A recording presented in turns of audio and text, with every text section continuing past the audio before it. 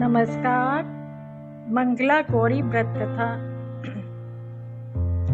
यह व्रत सावन के महीने में प्रत्येक मंगलवार को किया जाता है।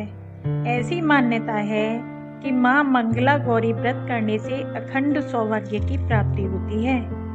मंगला गौरी व्रत माता पार्वती को समर्पित है।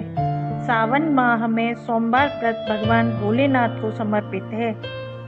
इन व्रतों को करने से जीवन में खुशहाली व सुख समृद्धि बनी रहती है। कथा इस प्रकार है। एक समय पंपापुर नामक गांव में एक साहूकार अपनी पत्नी के साथ रहता था। साहूकार के पास धन धान्य की कोई कमी न थी।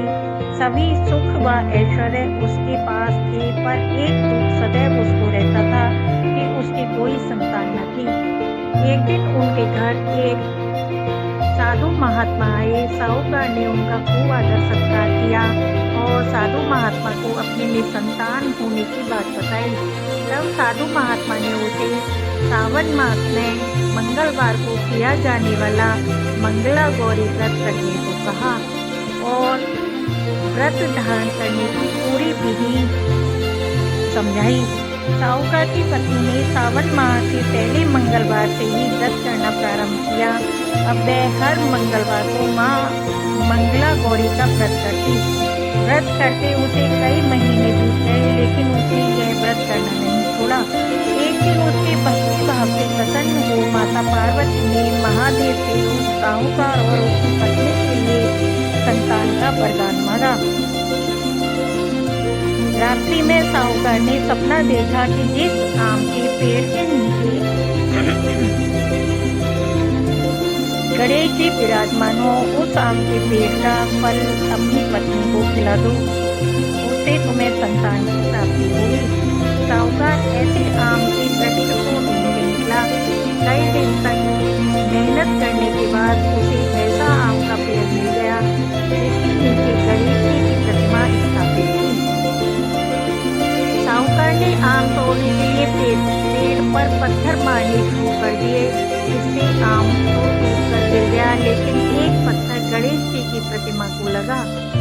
इससे रुष्ट होकर गणेश जी ने साहूकार को श्राप दिया कि हे स्वार्थी प्राणी, अपने स्वार्थ के कारण तुमने मुझे चोट पहुंचाई है, अतः तुझे भी ऐसे ही चोट लगेगी। माता पार्वती के आशीर्वाद से तुझे पुत्र रत्न की प्राप्ति तो होगी, लेकिन वह पुत्र 21 वर्ष तक जीवित रहेगा।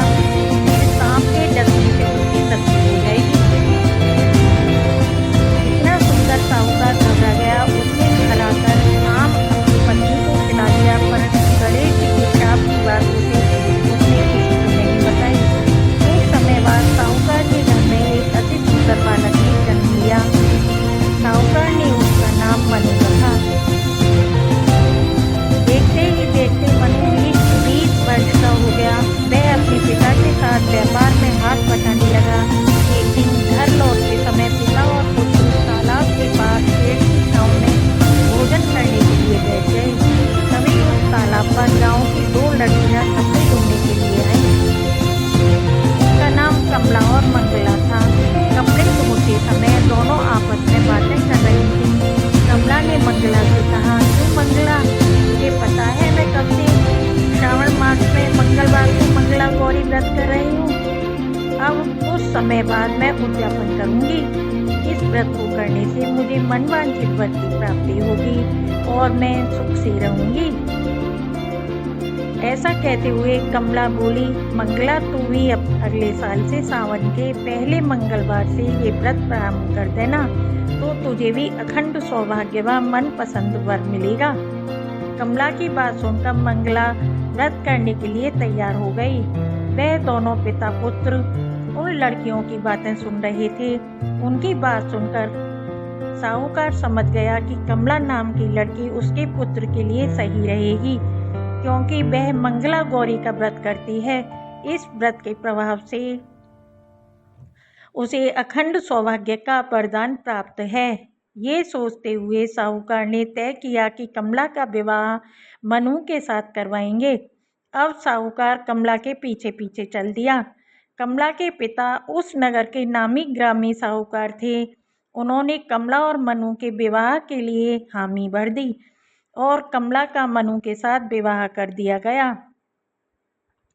कमला ने अपनी ससुराल में आने पर भी मंगला गौरी का व्रत नहीं छोड़ा।